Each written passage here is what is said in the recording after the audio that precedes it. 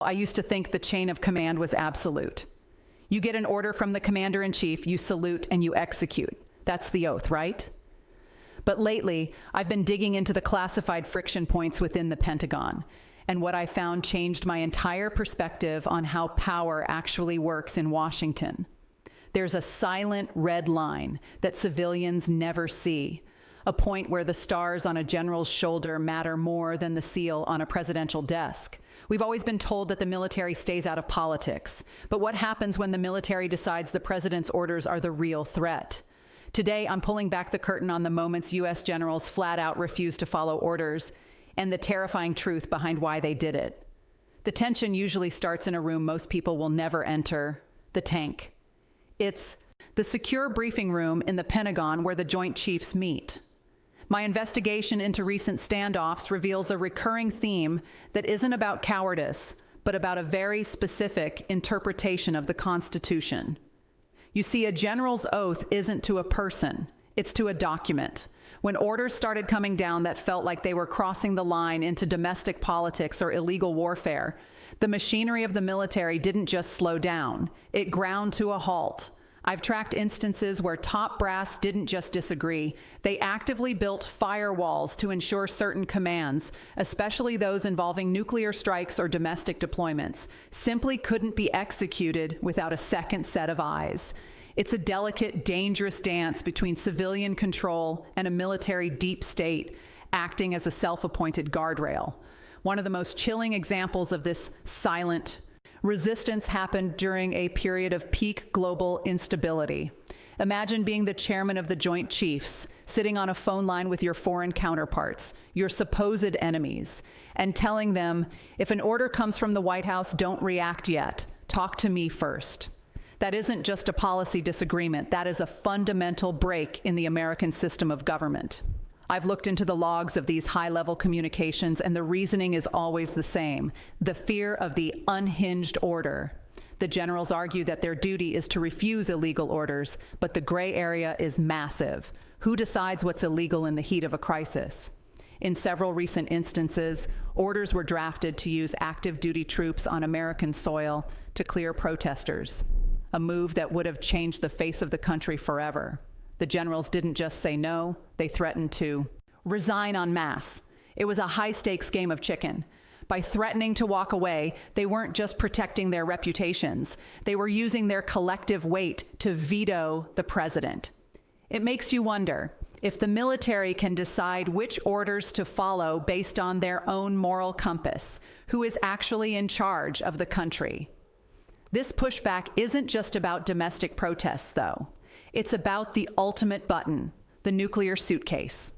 Most people believe the president has sole authority to launch, a straight line from the Oval Office to the silos.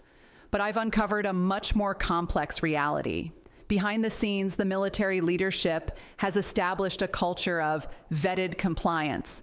I found that during moments of extreme political volatility, the top brass quietly reminded their subordinates that the system requires the order to be legal and proportionate. It's a subtle way of saying, if the order feels like a snap emotional decision rather than a strategic necessity, we are going to hesitate.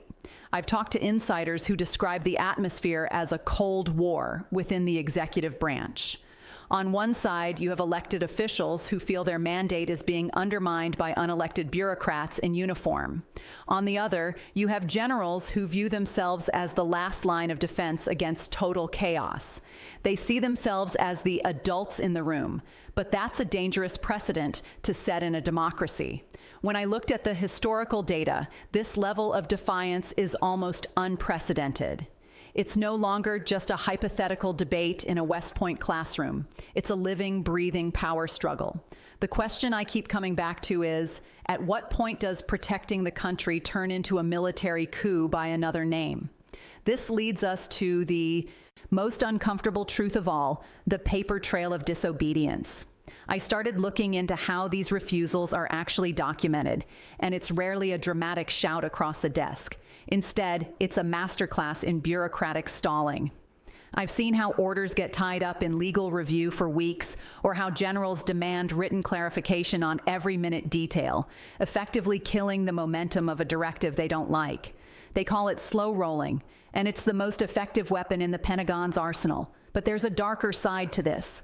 By refusing these orders, the generals are essentially rewriting the rules of the American presidency in real time. I've spoken with constitutional scholars who are deeply divided on this. Some see these officers as heroes who saved the world from a potential catastrophe. Others see a terrifying shift where the military has become a fourth branch of government, one that doesn't answer to the voters. Every time a general says no to the commander-in-chief, the boundary of civilian control over the military thins out. We are entering an era where the uniform doesn't just represent service, it represents a check and balance that was never written into the Constitution. The friction we're seeing today isn't just a personality clash. It's a fundamental shift in how the United States is governed.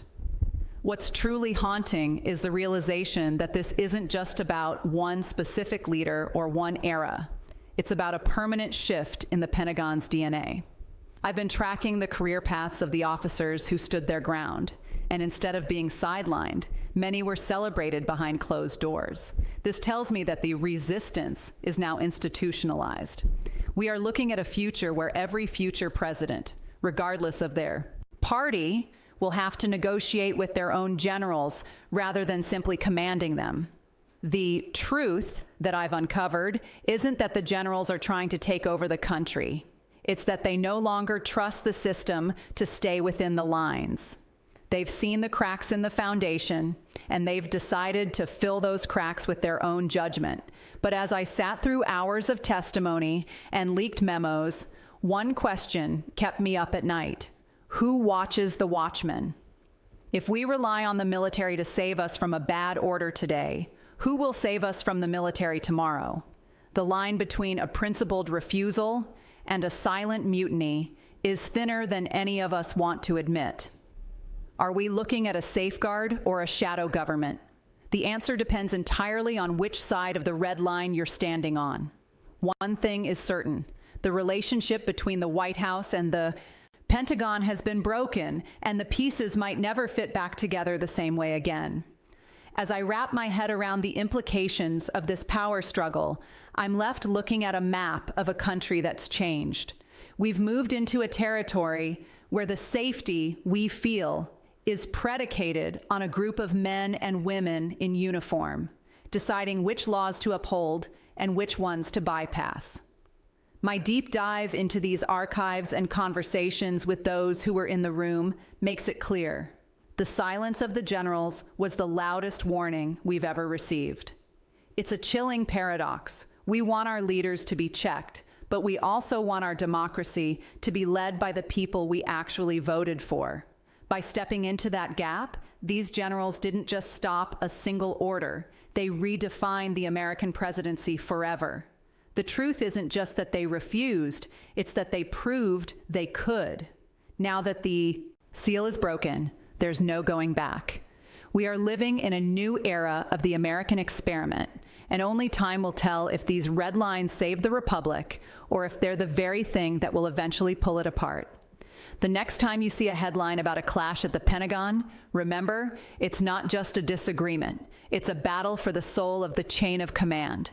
This brings us to the final, sobering reality of this investigation. As I went through the last of the leaked reports and off-the-record statements, it became clear that this isn't just a military versus politician story. It's a story about the end of an era. For over 200 years, the bedrock of the United States was the absolute guarantee that the military is a tool of the people directed by an elected leader. But after these high-level standoffs, that bedrock has shifted. The true revealed truth is that the military has developed a memory. They've seen what happens when the political landscape becomes a battlefield, and they've decided they won't be the casualties. I've realized that the real danger isn't a sudden, violent takeover. It's this quiet, professional erosion of authority. When the generals start deciding what's best for the country instead of what's legal under the law, the democracy we think we have and the reality of how Washington operates become two very different things. We're left standing in the middle of a constitutional gray zone, watching the people we trusted to protect us make the most difficult choice of all, between the man in the chair and the country he represents. The next time you look at the Pentagon, don't just see a building, see a fortress that has learned how to say no to the most powerful office in the world. And as we move forward into an uncertain future, we have to ask ourselves, are we okay with a world where the ultimate power is held not by the ballot box, but by the people who hold the keys to the armory? That is the question that should keep us all awake at night. It's a reality that hits differently when you realize the stakes aren't just about a headline or a single news cycle. After weeks of tracing these refusal patterns, I've come to see that the silent defiance of these generals is a double-edged sword. On one hand, it acts as the ultimate emergency brake, a way to prevent a catastrophic mistake before it happens. On the other, it creates a precedent where the military becomes the ultimate arbiter of truth. I've watched as this dynamic has filtered down through the ranks. It's no longer just the four-star generals. The entire culture of the Pentagon has shifted toward a state of strategic hesitation. They are watching the civilian leadership with a level of scrutiny that simply didn't exist 20 years ago. As I closed my notebook on this investigation, I couldn't help but feel that we've crossed a threshold. The American system was designed to be messy, but it was never designed to have a military that acts as a filter for the president's will. We've always been told that our institutions are solid, but institutions are made of people. And when those people decide that the rules of the game have changed, the game itself is over. What we're left with is a new unwritten constitution, one where the power doesn't just flow from the top down, but is constantly being negotiated by the people who hold the weapons. The truth isn't just that the generals refused orders, it's that they've become a mirror for a divided nation, and that mirror is reflecting a very different kind of America than the one we were taught to believe in. The deeper I looked, the more I realized that this friction has created a ghost protocol within the military's top tier. It's a set of unwritten rules that dictate how to handle a command that feels like a betrayal of the American people. In my research, I found evidence of back-channel meetings where commanders discussed not how to follow an order, but how to explain their refusal to the public if things went south. They were preparing for the court of public opinion just as much as a court-martial. It's a heavy thought to carry. We're taught from a young age that the civilian is the master of the soldier, but when you see the actual mechanics of these standoffs, you realize that control is often an illusion. I've seen memos that suggest the military leadership was essentially babysitting the executive branch, filtering information and slowing down the flow of power to prevent what they saw as a national nervous breakdown. But here is the catch that no one wants to talk about. If we celebrate the generals for saying no to a leader we dislike, we have no ground to stand on when they say no to a leader we actually support. By breaking the chain of command once, they've taught every future officer that their personal conscience is more important than the voter's choice. I'm starting to see that the real cost of these refused orders isn't the immediate crisis they prevented. It's the permanent damage to the idea that the people are in charge. We saved the ship from hitting an iceberg, but in the process, we let the crew lock the captain out of the wheelhouse. Now we're all just wondering who's actually steering. This brings us to the moment where the abstract becomes personal. I started looking at the individual lives of these officers, and I found a pattern of quiet exits. Many of these generals didn't go out in a blaze of glory. They simply retired, faded into the background, or took advisory roles where they could continue to influence policy from the shadows. They didn't want to be the face of a rebellion, but they were more than happy to be the architects of a new standard. I've realized that this isn't just about the why anymore. It's about the what now. When I look at the current state of the Pentagon, I see a leadership class that is more politically aware and more legally insulated than ever before. They've hired teams of lawyers to sit in on strategic planning sessions, not to find ways to follow orders, but to find the legal out if those orders conflict with their institutional values. It's a sophisticated, intellectual form of defiance. It makes me wonder about the next crisis. In my conversations with military historians, the consensus is clear. The seal of absolute civilian control isn't just cracked, it's shattered. We've entered an era of conditional obedience.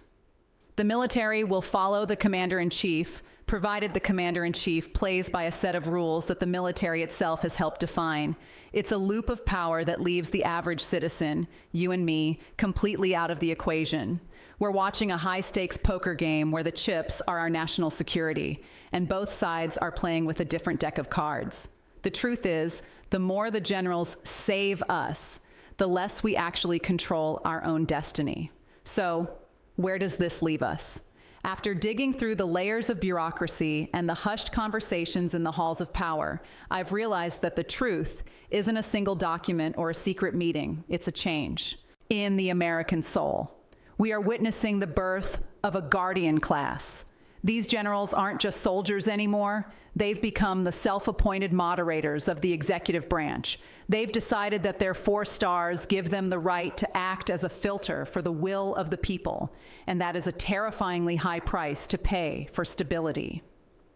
I keep thinking about the empty chairs at those high-level briefings. Every time a general chooses to ignore a directive or stall a command, the democratic process loses a bit of its heartbeat. My investigation has shown me that while we were distracted by the political theater on our screens, the actual mechanism of how this country is run was being quietly rewired. The generals didn't just refuse orders, they changed the definition of what an order even is. In the end, I found that the red line isn't a physical boundary, it's a psychological one. And once you cross it, there is no turning back. We are moving into a future where the most important decisions won't be made at the ballot box, but in the silence of a secure room where the men in uniform decide if the person we elected is fit to be followed. It's a story of protection, yes, but it's also a story of a silent professional takeover. The truth is out there now, and it's a lot heavier than any of us imagined. We wanted a hero to save the system, but we might have ended up with a system that no longer answers to us. As I looked over the final pieces of evidence, I realized that we've reached a point of no return. This isn't just a glitch in the system, it's the new operating manual. When I see those rows of medals and those stoic faces on the news, I no longer just see defenders of the border. I see the people who now hold the ultimate veto over the leader of the free world.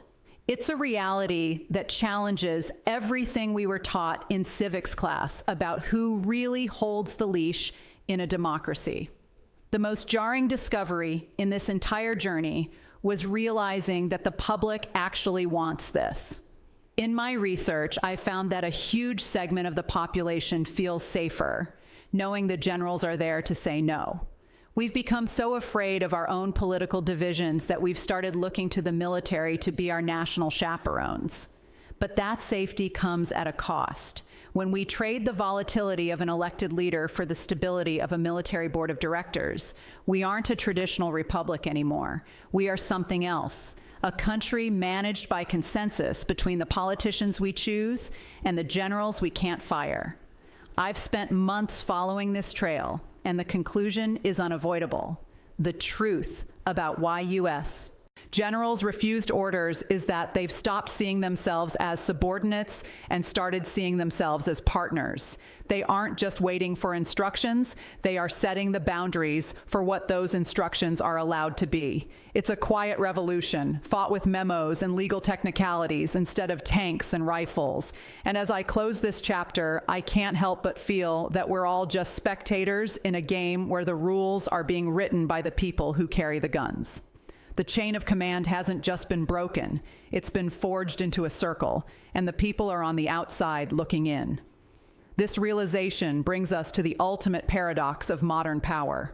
I started this journey trying to find out which orders were ignored, but I ended up discovering that the order itself has lost its meaning.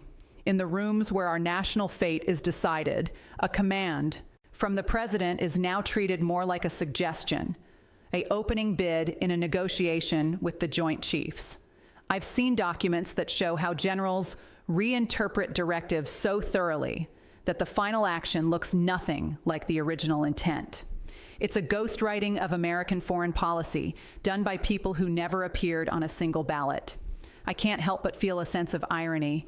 We spend billions on elections, months debating policies, and years arguing over who gets to sit in the Oval Office. But my investigation proves that there is a second invisible election happening every day inside the Pentagon. It's an election where the candidates are stability versus the law and tradition versus the commander-in-chief. And more often than not, the generals are the only ones with a vote.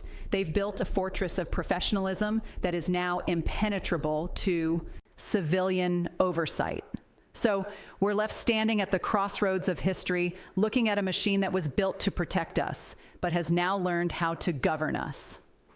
As I close the final file on this investigation, I realize that the truth isn't found in a secret memo or a classified briefing. It's found in the silence of the American people as we watch our democracy be managed by the men in uniform. We wanted a safety net, but we might have built a trap. Think about it. The next time a global crisis erupts or a controversial order is signed in the Oval Office, the most important person in the world won't be the one behind the resolute desk. It will be the general in the shadows deciding whether or not to pick up the phone. It's a high-stakes game of shadows where the rules are hidden, the players are unelected, and the prize is the future of the republic itself. The generals didn't just refuse orders to save a day. They changed the DNA of power to save themselves from a system they no longer trust. We are now living in an era where the uniform is the ultimate check and balance, a terrifying reality that no one ever voted for. The question isn't whether they'll say no again. The question is, when they finally decide to say yes on their own terms, will there be anyone left with the authority to stop them? The chain of command is officially broken. The guardrails have become the drivers. And as the sun sets on the era of true civilian control, we have to face the one truth we've been avoiding all along. In the land of the free, the most powerful people are the ones who never have to ask for your vote. They just have to wait for the order they choose to follow.